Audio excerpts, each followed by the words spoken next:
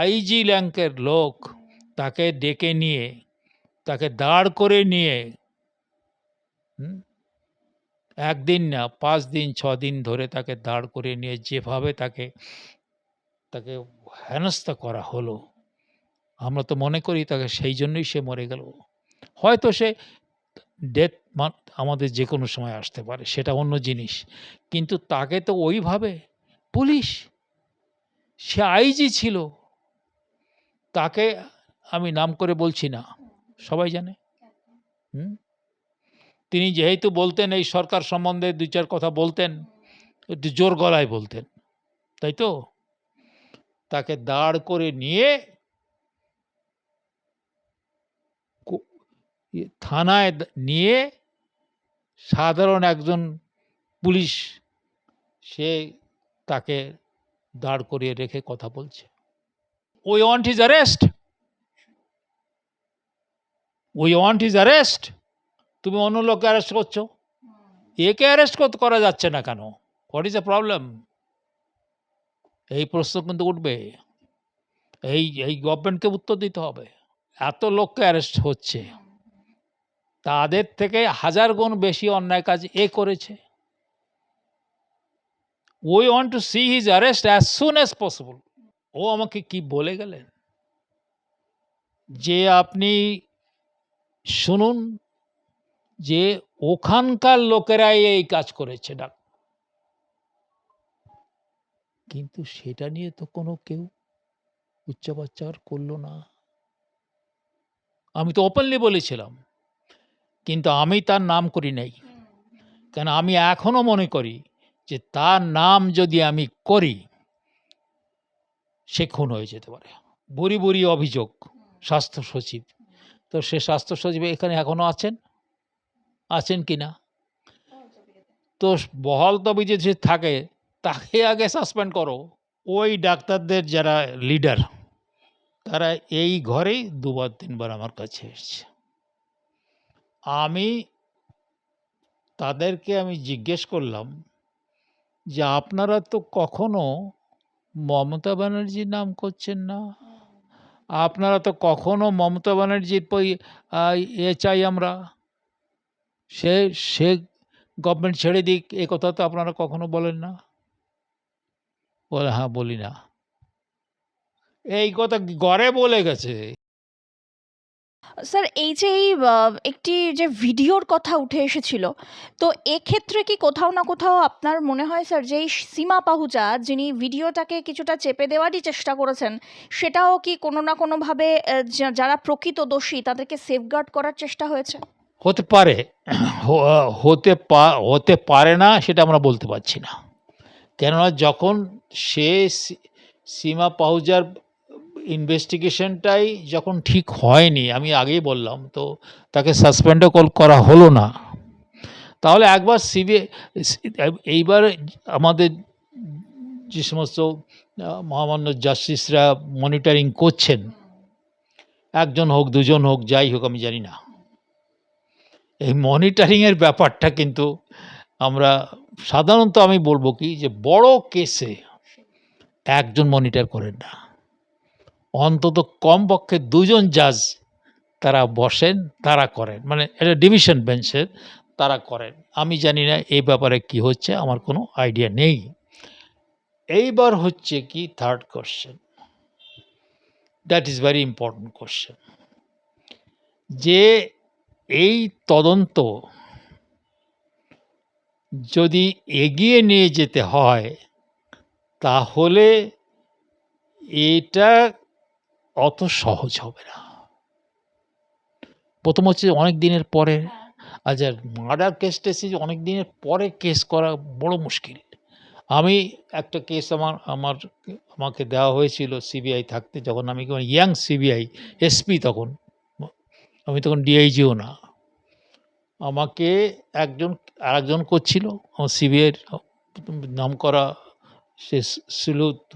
তারপরে বলা হলো যে ওখানে যে মেয়েটা মরেছে, মারা হয়েছে, সে একজন বাঙালি, অর্থাৎ তুমি ইউরে বেঙ্গলি, তুমি ঠিকমতো করতে পারবা, সে অন্য একটা রাজ্যে।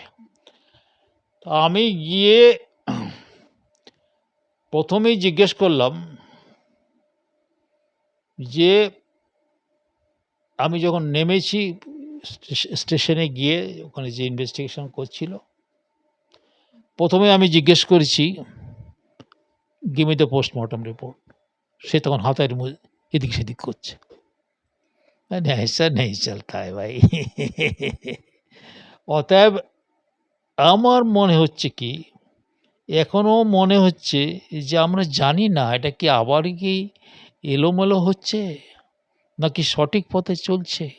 কারণ এটা কিন্তু খুব ডিফিকাল্ট ইনভেস্টিগেশন হচ্ছে, হবে, কেননা অনেক পরে তুমি যে একটা কেস হয়ে গেছে, করেছে, তারপরে তারপরে জাজমেন্ট হয়ে গেছে, আবার ঘুরে ফিরে সুপ্রিম কোর্ট বলল যে আবার সেই মানে হাইকোর্টেই চলে যাবে। ব্যাপারটা সেখানেও তো ঘোরাফেরা হয়ে গেল না, এইখান থেকে এইখানেই ছিল, তাহলে এখান থেকে নিয়ে নেওয়া হলো কেন? আমি যদি এই প্রশ্ন করি, যখন তো ঘুরে ফিরে আপনারা সেই সুপ্রিম কোর্টই বলছে এই হাইকোর্ট করুক, তাহলে প্রথমেই কেন সেই হাইকোর্ট তো উনি করছিলেন, ওনাকে করতে দেওয়া হলো না? কোথায় সেই উত্তর কে দেবে? অতএব আমাদের কাছে অনেক প্রশ্ন ঘুরপাক খাচ্ছে। তো আমি সেই কোশ্চেন থেকে আমি কোনো তো আজকে যে আমি যারা এই কথা শুনছেন দেখছেন তাদেরকে যে আমি বলবো যে আমি উপেন বিশ্বাস সিবিআইতে ছিলাম, তো এখন কিভাবে চলছে আমি তো সেটা বলতে পারছি না, যে কোন পথে চলছে ইনভেস্টিগেশন সেই পথটা তো আমি দেখতে পাচ্ছি না। স্যার এক্ষেত্রে আরও একটি বিষয়, সেটা হচ্ছে যে বর্তমান যিনি স্বাস্থ্যমন্ত্রী তিনি মানে শারদত্ত মুখোপাধ্যায়, তিনি সরাসরি একটি কথা বলেছেন। তিনি বলেছেন অভয়ার মামলা আমাদের প্রত্যেকের, তবে তৎকালীন যে ব্যক্তি তিনি স্বাস্থ্য সচিব ছিলেন সেই নারায়ণ স্বরূপ নিগম, যার বিরুদ্ধে ঝুড়ি ঝুড়ি অভিযোগ রয়েছে, কেন এখনো পর্যন্ত তার বিরুদ্ধে কোনো রকম ব্যবস্থা নেওয়া হলো না? না সে তো, তাহলে তো আপনি তো নিজেই মন্ত্রী, আপনি নিজেই মন্ত্রী, তাহলে আপনি নিজে যখন মন্ত্রী, তাহলে আপনি ক্যাবিনেটে এটা ওঠান না কেন? বলে কি হবে? ক্যাবিনেটে বলুন। সে আপনি মন্ত্রী হয়েছেন, মন্ত্রীর ব্যাপারটা কিন্তু অত সহজ না। প্রথম হচ্ছে সেই ডিপার্টমেন্টে ভালো করে বুঝতে হবে কি হচ্ছে না করছে, যতই যা আপনি হন। তো তাহলে আমি যদি মনে করি যে ঠিক হচ্ছে কি না হচ্ছে, তাহলে আমার কোন জায়গায় বলার? তোমারই তো চিফ মিনিস্টার, কিন্তু তুমি যে তার মুখোমুখি বললে হবে না, তাহলে তাকে একটা কাগজ বানাতে হবে, সেই ক্যাবিনেটে ফেলতে হবে, ক্যাবিনেটে ফেলতে গেলে অনেক জায়গায় ঘুরে ল অমুক তমুক ইত্যাদি ৩-৪টে ডিপার্টমেন্ট ঘুরে আবার চিফ মিনিস্টারের কাছে যাবে। চিফ মিনিস্টার যদি বলে ইয়েস, আবার ফিরে আসবে, যে মন্ত্রী বলবে যে আমি ক্যাবিনেটে এটা দিচ্ছি, তার কাছে আসবে, তখন সে ক্যাবিনেটে জিনিসটা উত্থাপন করবে। সেটা কি উনি করেছেন বা করছেন তা তোমরা জানি না। অতএব স্বাভাবিক যে উনি তো কেবলই করেছেন। অতএব এই যে কথাটা উনি বললেন, এরা তো নিজেদের বিরুদ্ধেই বই হয়ে যাচ্ছে তো। এরমভাবে কথা বললে তো হবে না।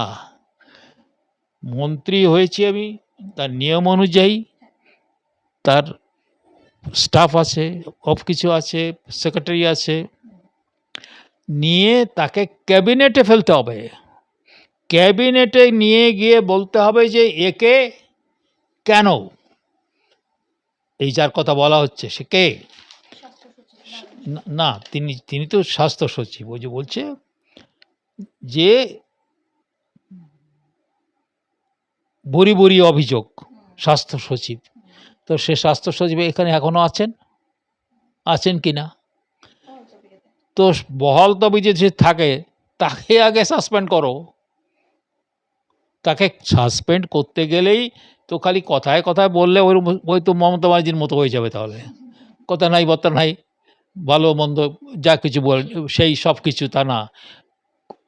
যা আইন কানুন আছে তার মাধ্যমে তাকে সেই সেক্রেটারিকে তাকে জবাবদিহি করতে হবে, কিন্তু তা করতে গেলে তার নিয়ম অনুযায়ী করতে হবে। তো তো আমি সাধারণভাবে বলতে পারি যে যদি আমি একজন মন্ত্রী, আমি যদি মন্ত্রী হই আর যদি মনে করি যে অমুক একজন অফিসার তার বিরুদ্ধে তদন্ত করা দরকার বা সাসপেন্ড করা দরকার অমুক তমুক, তাহলে আমি ক্যাবিনেটে যেতাম। ক্যাবিনেটে গিয়ে আমি বলতাম যে এই কারণে তাকে তার বিরুদ্ধে অ্যাকশন নিতে হবে 1 2 3 4। সে তো একজন নিশ্চয়ই বড় যদি সে তো একজন সিনিয়র অফিসার, সে আইএএস হবে, তাহলে তার তো কতগুলো অধিকার আছে। তো তাকে বললেই যে আমাকে বললেই একজন আইএএস বা আইপিএস অফিসারকে কথায় কথায় যা কিছু করে দেওয়া তো হবে না। সে তো হবে না, নিয়ম অনুযায়ী এগোতে হবে, রুল অফ ল। সে তো নিজেই বলছে তো শুভেন্দু, রুলার্স ল তো না। এখন এই যে গভর্নমেন্ট এসছে, সেই আগের গভর্নমেন্ট রুলার, সে তো তখনই বলা হয়ে গেছে যখন ইয়ের পোস্ট ভায়োলেন্স ভায়োলেন্স হলো, তখনই তো বলা হয়েছিল যে এই পশ্চিমবঙ্গে আইনের শাসন নাই, শাসকের আইন আছে। তো শাসকের আইন মতো তো আপনি করতে পারবেন না, আপনাকে আইনের মাধ্যমে করতে হবে। আর মনে করো যিনি চিফ, তাকে তুমি কথায় কথায় তুমি চিফ মিনিস্টার হওয়া যাই হও, কথায় কথায় করলে হবে না। তাকে সব কিছু দেখে ভালো করে একটা ইনভেস্টিগেশন করে তারপরে করতে হবে। তাহলে নিশ্চয়ই তবে এটাও ঠিক, যদি এই মন্ত্রী তিনি যদি শিওর, তাহলে তুমি মুখ্যমন্ত্রীকে বলছো না কেন? এই প্রশ্ন থেকে মানুষ করে, তার করার অধিকার আছে। I am not very clear about this statement. এখন তোমরা এটা বলছো, কিন্তু উনি এইভাবে কি বলেছেন কি না বলেছেন সে সম্বন্ধেও কিন্তু আমার ডাউট আছে। I am not very sure, কিন্তু যদি এটা বলে থাকেন তাহলে আই এম ডিসঅ্যাপয়েন্টেড।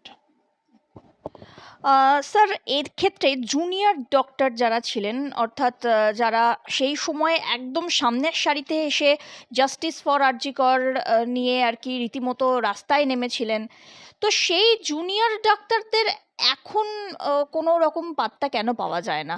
তারা কি কিছুই জানতেন না বলে মনে করেন? আচ্ছা, ইনসিডেন্টালি ওই ডাক্তারদের যারা লিডার, তারা এই ঘরেই 2-3 বার আমার কাছে এসছে। তাদেরকে আমি জিজ্ঞেস করলাম যে আপনারা তো কখনো মমতা ব্যানার্জির নাম করছেন না, আপনারা তো কখনো মমতা ব্যানার্জির চাই আমরা, সে গভর্নমেন্ট ছেড়ে দিক, এ কথা তো আপনারা কখনো বলেন না। বলে হ্যাঁ, বলি না। এই কথা গড়ে বলে গেছে যে আমরা বলি না। তাহলে আমাদের সেই কোশ্চেন রয়েছে। তারপরে দেখা গেল কি, একটা বিশেষ পার্টি, সেই পার্টিরই লোক তারা অধিকাংশ, এবং যিনি মুখ্য লোক তিনিও আমার কাছে 2বার এসছেন। তো তাহলে সেখানেও তো কোশ্চেন মার্ক রয়ে গেছে। আচ্ছা, আর একটা কথাও কেউ ভালো করে সরকারও দেখলো না। আমি বলে যাই, এখন এই সরকার, দেখুন আর একটা কথা বলি, বিজেপির একটা সরকার করেছে, তাদেরকে এখনই আমরা সব কিছু উইদিন 24 ঘন্টার মধ্যে সব কিছু তারা করবে, এটা ঠিক না। কিন্তু এটাও তো ঠিক, মানুষ, বিশেষ করে সাধারণ মানুষ এবং বিশেষ করে মহিলারা, তারা নীরবে এই পরিবর্তনটা এনেছে। তারা তো চুপ করে বসে থাকবে না, বসে থাকবে না। হুম তো আমার সেই জায়গায় দাঁড়িয়ে আরজি করের ব্যাপারে আমি একটা কথা বলেছিলাম, কিন্তু সেই কথাটা কেউ ভালো করে চিন্তা করলো না। সেটা কি? একদিন, কেন আমার ফোন প্রায় সবাই জানে, তো একজন ফোন করলো আরজি কর থেকে, বলে আমি একজন আরজি করের ডাক্তার, আপনার সঙ্গে একটু দেখা করতে চাই। তো প্রথম দিন আমি বললাম দেখছি, আমি কোনো দিন আবার টেলিফোন করে কি না, আবার টেলিফোন করেছি। আমি ঠিক আছে, আপনি আসুন। তিনি ভদ্রমহিলা, তিনি আসলেন আমার কাছে। সেটা একটা অ্যাডমিনিস্ট্রেটিভ ব্যাপার। তিনি আমাকে বললেন, কথা বলতে বলতে বলতে ওই সেখানকার প্রিন্সিপালের প্রশ্নটা, কথাটা এসে গেল। সেখানে উনি কিছু কথা বললেন, আমি সেটাও বলতে চাই না, ইঙ্গিতটা বুঝে নিতে হবে। তারপরে ও আমাকে কি বলে গেলেন, যে আপনি শুনুন যে ওখানকার লোকেরাই এই কাজ করেছে। কিন্তু সেটা নিয়ে তো কোনো কেউ উচ্চবাচ্চার করলো না। আমি তো ওপেনলি বলেছিলাম, কিন্তু আমি তার নাম করি নাই, কেন আমি এখনো মনে করি যে তার নাম যদি আমি করি, সে খুন হয়ে যেতে পারে। এদিকে কলকাতা পুলিশের যিনি প্রাক্তন কমিশনার বিনীত গোয়েল, তিনি এবং একই সঙ্গে দেখা যাচ্ছে যে এই ইন্দিরা মুখোপাধ্যায়, এনাদের যে নাম উঠে এসেছে, তো বিনীত গোয়েলকে সিবিআই অবশেষে তলব করেছে। আগামী সপ্তাহে বেশ কিছু নথি সহ বিনীত গোয়েলকে বলা হয়েছে আসার জন্য। ইন্দিরা মুখোপাধ্যায়কে চাকরি থেকে নিলম্বিত করা হয়েছে এবং তাদের বিরুদ্ধে বিভাগীয় তদন্ত শুরু হয়েছে। স্যার, কোথাও না কোথাও কি এইটা সত্যি, কি এনাদের কাছে আসল সমস্ত তথ্য প্রমাণ সবকিছু রয়েছে? এটা মানে এক কথায় বলা মুশকিল আছে। প্রত্যেককে এক একজনকে করে ভালো করে তাদের সঙ্গে যারা যে সমস্ত অফিসার যারা তাদের সঙ্গে কথা বলবে, তা এখানে তো সিবিআই করছে না, অফিসাররাই করছে। তো সেইটা যদি ঠিকভাবে করে, তাহলে কিন্তু তারা এইটা 1+1 করতে পারবে না। মানে কথা বলতে গেলে তারা ধরা খেয়ে যাবে। অতএব সেইটা কিন্তু কঠিন কাজ। মানে একদম বললাম আর সঙ্গে সঙ্গে হয়ে গেল, এটা হবে না। তো কেননা তো অনেক দিন হয়ে গেছে না, আর তারাও তো তৈরি হয়ে আছে যে আমরা কিভাবে সেভ করব নিজেদের। অতএব সেইটা আমি জানি না যে তাদেরকে কে কথা বলে তাদেরকে সঠিক জায়গায় নিয়ে আসা, মানে কি হয়েছে কি বলা, সেটা কিন্তু এত সহজ হবে না, ইজি। তারাও সিনিয়র অফিসার, তারা অনেক দিন কাজ করেছে, পোড় খাওয়া লোক। আর এটাও তো মানতে হবে, আনফর্চুনেটলি আমাদের সিভিল সার্ভিস, আমাদের নিজেও একজন আলটিমেট আইপিএস এর লোক এসেছি, আনফর্চুনেটলি এখন সিভিল সার্ভিস মানে ফরেন সার্ভিস ছাড়া সিভিল সার্ভিস হয়ে গেছে যেখানকার যে চিফ মিনিস্টার, তার কথা শুনতে হবে। শুধু এই স্টেটে না, সব স্টেটে। এই আমরা সিবিআইয়ের আমি তো একসময় আইপিএস অ্যাসোসিয়েশনের জেনারেল সেক্রেটারি ছিলাম। তো আমাদের একজন সিনিয়র জেনারেল সেক্রেটারি দিল্লির, সে একটা প্রস্তাব দেয় সুপ্রিম কোর্টে যে পুলিশকে রিফর্ম করতে হবে। এই যে মানে পলিটিশিয়ানদের আন্ডারে তাদেরকে রাখা যাবে না, কিন্তু এখন পর্যন্ত সেটা যেখানে ছিল সেই জায়গায় পড়ে আছে। আমি বলবো কি, আমাদের পুলিশ রিফর্মস দরকার আছে, তা না হলে হবে না। স্যার তাহলে কি কোথাও না কোথাও ওই যে ইন্দিরা মুখোপাধ্যায় তিনি ওই যে আঙুল দিয়ে বলেছিলেন যে ইনি ফরেন্সিক এক্সপার্ট, ফিঙ্গারপ্রিন্ট এক্সপার্ট, এবং নানা রকমভাবে তিনি সেই সময় যা যা কিছু বলেছিলেন, এখন দেখা যাচ্ছে যে তাঁর কথার মধ্যে বাস্তবের মধ্যে অনেকটা ফারাক। তো সেটাও কি তৎকালীন মুখ্যমন্ত্রীর ওই তথাকথিত অনুপ্রেরণাতেই তিনি এই কথা বলেছিলেন বা বলতে বাধ্য হয়েছিলেন? তার ওপরে তাদের ওপরেও কি চাপ ছিল? কথা অনুপ্রেরণা না হলে তো কিছু বলা যাবে না। অনুপ্রেরণা না হলে তো কিছু বলা যাবে না। মানে বাফুনের মতো ওই যে মহিলা, সে যেভাবে কথা বলছিল, মানে ইট লুকস লাইক এ বাফুন। মনে হচ্ছে অলরেডি মানে এতে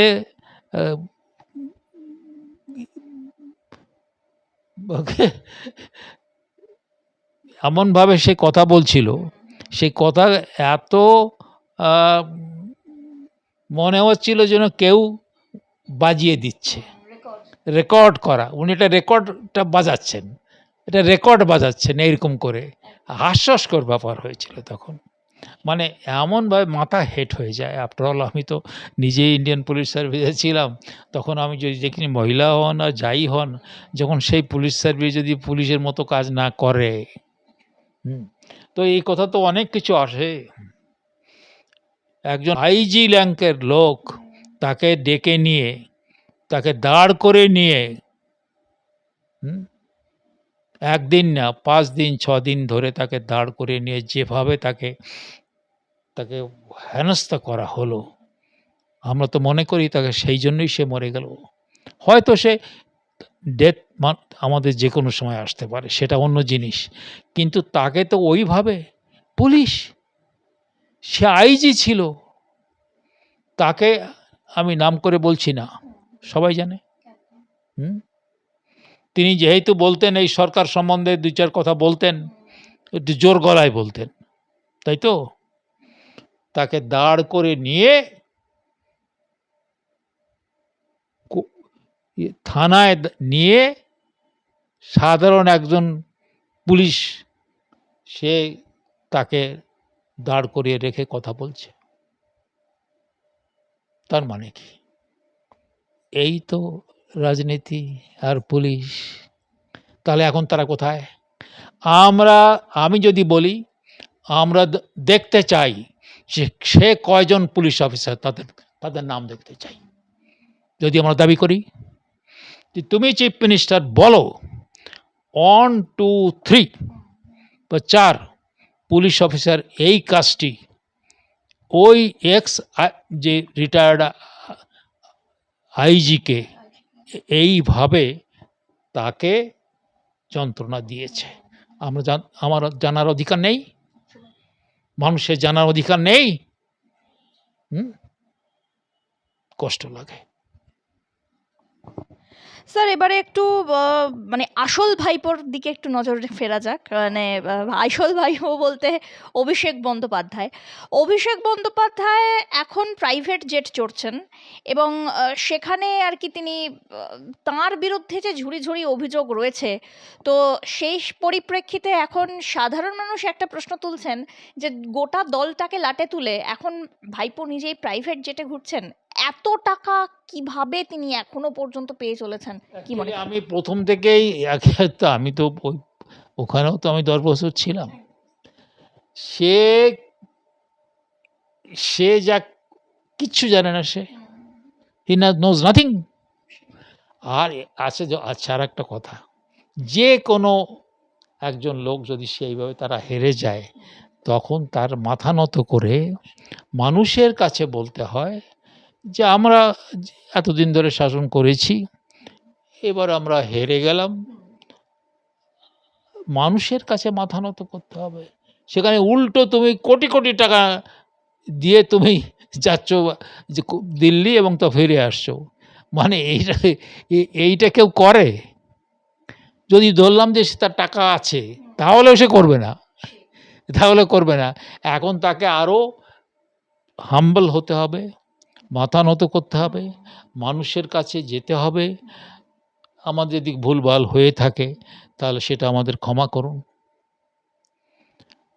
একটা কথা বলি, ক্ষমা চাওয়া বড় কঠিন, তাই তো? আমি যদি কিছু অন্যায় কাজ করি, আমি যদি ক্ষমা না পাওয়ার তাহলে থাকবো। আর যদি অহংকার হয় আমার, হেমর যত অহংকার ডুবাও চোখের জলে। তুমি অহংকারী।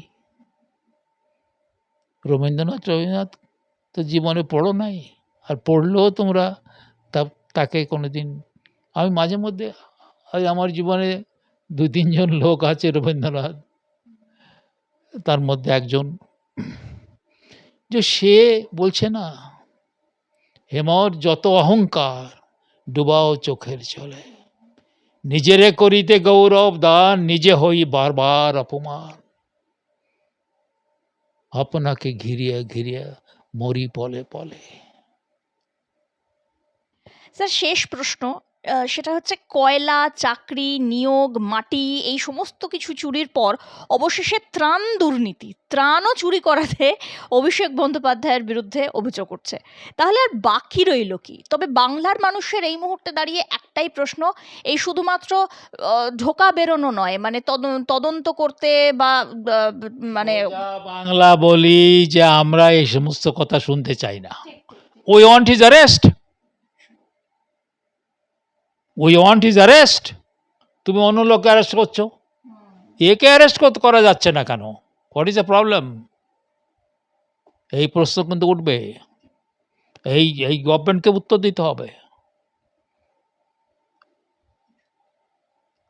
একবার ডাকছো তারে, একবার করছো, সেও নিজেও তো বলতে পারে বারবার ডাকছে আমার কেন। কোর্টে ঠিক আছে, সে কোর্টের অর্ডার হয়েছে না হয়েছে আমি জানি না, কিন্তু যদি কেউ এত লোককে অ্যারেস্ট হচ্ছে, তাদের থেকে 1000 গুণ বেশি অন্যায় কাজ এ করেছে।